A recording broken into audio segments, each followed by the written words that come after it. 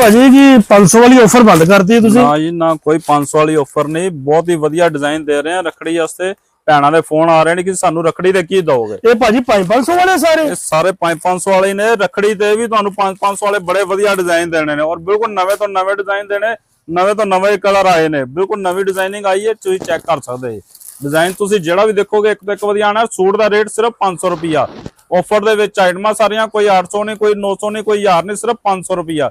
Design ਸਾਰੇ ਇੱਕ ਤੋਂ ਇੱਕ ਵਧੀਆ ਆਣਗੇ, ਬਹੁਤ ਹੀ ਵਧੀਆ ਆਈਟਮਾਂ ਆਈਆਂ ਜੀ।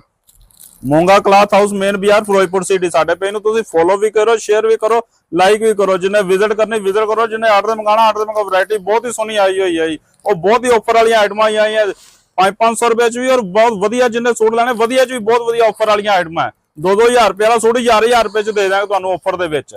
ਗਾਰੰਟੀ ਨਾਲ ਆਈਟਮਾਂ ਦਵਾਂਗੇ ਕਿ ਤੁਹਾਡਾ ਰੇਟ ਦਾ ਫਰਕ ਨਹੀਂ ਨਿਕਲੇਗਾ ਜੀ।